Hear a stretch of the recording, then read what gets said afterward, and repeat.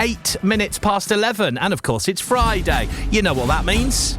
It means there are a load of brand new movies released today, and that is why every Friday at this time I chat to movie critic Van Connor to just go through a couple of them that he's seen this week, because he gets to see them before all of us, and then he can tell us if they're worth seeing or not. Welcome back to the show, Van Connor. How are we? You all right?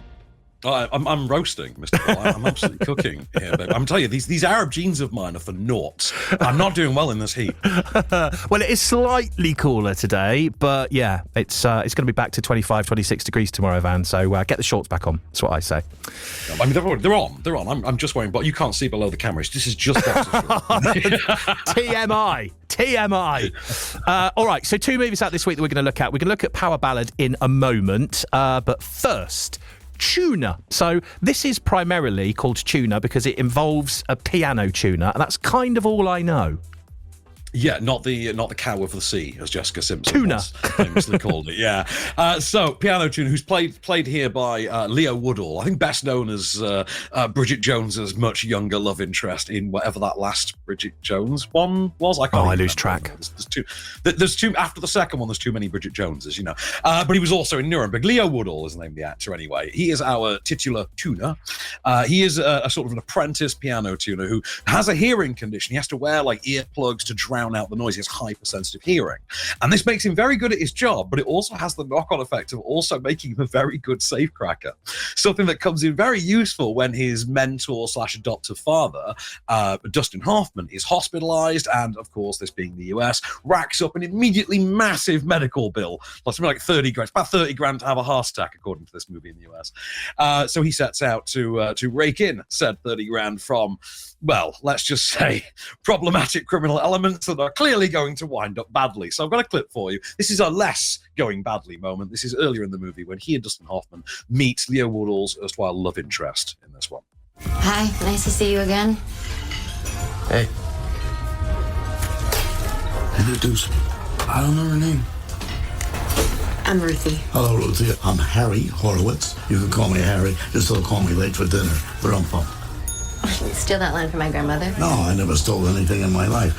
This is Nicky. He is my tuning apprentice. He's more like my nephew, though we're not related. And I'll tell you one thing. He is very eligible, but he has a hearing condition, as you can see from his plugs, which are not hearing aids, although that's a common mistake. He's not being rude. It's doctor's orders. And did I mention, he is very eligible. Harry, please stop. I really like the sound of this movie, and I'm a bit of a fan of Dustin Hoffman, if I'm quite honest with you. Who isn't? Dustin Hoffman is the man. I mean, except for certain news events, but he's the man. So I would best describe this movie as what if Waitrose Essentials made Baby Driver. You know what I mean? You ever been you ever been to Waitrose and seen like Waitrose Essentials halloumi? You're like, why would halloumi ever be an essential? I don't know, but it exists. Okay. This feels like, Baby Driver made for Waitrose shoppers. As such, it doesn't do the action stuff anywhere near as well as it does the character stuff. Like the heist thriller stuff is nowhere near as interesting as the character stuff. Because like I say, this ain't Baby Driver, this is Waitrose Essentials Baby Driver. And it is kind of the same concept if you supplant piano tuning for fast driving or safe cracking for the fast driving. Leo Woodall's a very good lead. Dustin Hoffman obviously absolutely steals it. Some tight direction from Daniel Roa, who, it's quite a good-looking movie. It's not exactly Stephen Miller on this one. And I don't know. I mean, I would say there are things about it that don't work. I think it falls apart more in the thriller stuff than the character, but I can't get past the amusing factor that we have 2 movies to talk about this week. They're both about music in some way, and yet both feature Havana Rose Liu as a thankless love interest. So I would say this is the weaker of the 2 movies, but your mileage may vary dependent on your, whether you have a My Waitrose card or whatever. Well, if you want to check out Tuner, you can, because it's out from now. It's showing at the Curzon and Phoenix Picture House in Oxford, Regal Picture House in Henley, and also the Light in Banbury if you fancy seeing Tuner. Right, on to our next. I have to say, when you say if you fancy Tuner, because of the Waitrose Essentials gag, in my mind I'm thinking, what, Waitrose Essentials Tuner? Yeah, not that kind of tuna. I'm talking about Tuner. So on to our next movie, which is Power Ballad. Now, all I know about this is got something to do with the theft of a song that's been written or something, hasn't it? Yeah, it is. It's the latest film from writer-director John Carney, who I absolutely adore. You may adore him as well and not know, because he made Once, he made Begin Again, Sing Street, Flora and Son, and these are all movies about music in some fashion or other. And they're all very Irish to a degree as well.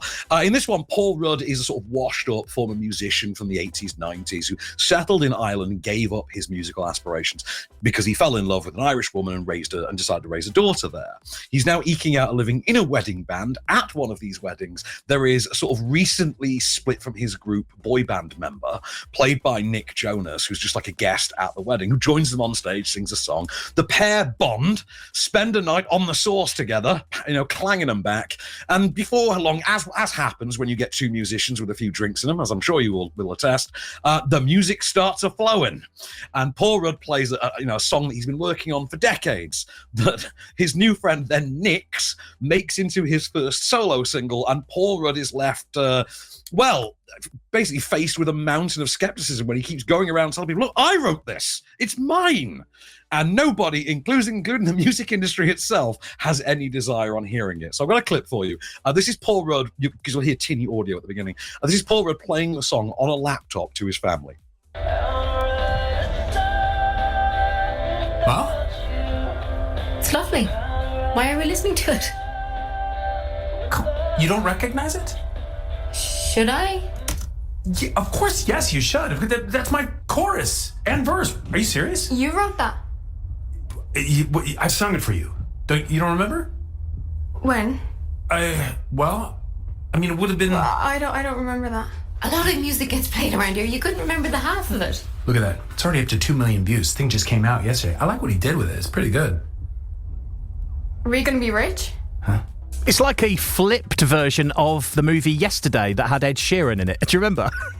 Yeah, I do. I remember that film vividly because I've got thoughts on that film, and we'll have that conversation with a few drinks in us at some point. Yeah. But the whole thing about this, weirdly, is first of all, it's the most basic John Carney movie.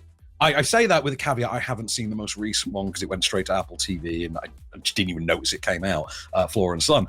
But weirdly, this is the exact plot of the Simpsons episode Flaming Moe's. Like, it really is the exact plot of Flaming Moe's. And like 2 weeks ago, we reviewed Obsession, which is, its own director admits, is an adaptation of the Simpsons Monkey Paw episode. So it's kind of a weird thing going on in movies right now. The casting is what makes this, though. Paul Rudd is effortlessly likable, as he always is, because he's conscious. Just seems to be a natural ability the man has, and he can sing. I would I would go and watch Paul Rudd in a band. I'm not even kidding. I would watch Paul Rudd perform on stage in a band like that, happily. Nick Jonas is actually kind of the discovery on this one because he's really perfect for this role. Like, it's one of those things where he's walking a very fine line, and if you get a Justin Timberlake or a Justin Bieber, this goes either way in the opposite direction. This leans too hard in the opposite direction on either end. He has the perfect bit where he's a good-looking guy, but he's not kind of smug and unlikable with it. He's kind of got that superstar charisma, but he's not uncharming with it. And you sort of buy the sympathy of it because obviously half the movie has to follow him, and that works. I will say as well, by the way, Havana Rose Liu gets to turn up in this as a thankless love interest. She's a very pretty girl, but I wouldn't exactly describe her as a great thesp. She ain't exactly Tatiana Maslany. So I don't get why this is her week, but, I guess she has a good agent. It's not my favorite John Carney movie. I give that to Begin Again. I think Begin Again is kind of his all-round winner for me. Like, a movie so good, it even manages to make me overlook the fact that James Corden and Adam Levine are in it, which takes some doing. And also the soundtrack's a banger. But you get that here as well, where much like all of these movies, you get an incredible song as a sort of centerpiece of the movie that I swear you will leave that cinema singing for at least the next day, because I know I did. And it ain't on Spotify yet, and that's driving me nuts. It will be one day, I think, because, do you remember Music and Lyrics? They ended up with a decent song at the end, didn't they? They did. No, actually, I liked the other one, the earlier one in that, where it's Pop Goes My Heart. Oh, at the beginning, yes. Spandau Ballet. This one is actually out in the US next week, so I would imagine that song will drop in the next week. But you know what? You can have a week of singing it to yourself and no one knowing what you're talking about on the back of what I think is a really charming, really sweet, kind of a B-side of a movie. This is not one of Carney's hit singles. this is a B-side. But his standard is so good, and I say this to an Oasis fan, the B-sides are good as well. You know what I mean? Like, this is the master plan. Oh, yes, the master plan. What a song. Well, if you want to go and see Power Ballad, it sounds to me from what Van has said, that's the one to aim for this weekend, if you do. It's at the Cinema View in Oxford and Bicester, Regal Picture House in Henley, and the Light in Banbury as well. Right, Van, very quickly, what have we got coming up next week that we've got to look forward to? Any biggies? Oh, hang on, I know. Is it? You know. I have the power. That's right. We are off to Eternia next week, baby. We're seeing He-Man. Well, I'm not He-Man anymore, is it? It's Masters of the Universe. Why did we always call it He-Man when we were kids? It's Masters of the Universe, right? Yeah. Was the animated show called He-Man? I think the animated one was He-Man, yes. It was He-Man, the Master of the Universe, I think. There we are. So we're going to Eternia for Masters of the Universe next week. And I hear good things. I hear it's dumb as hell, but very fun, that's kind of my bag, baby. You know what I mean? I wonder if he's still got the mullet going on.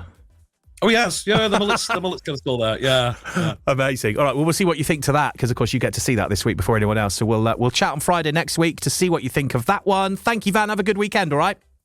Till the next time, good sir. Thank you very much. Right, it's 11:20. It's BBC Radio.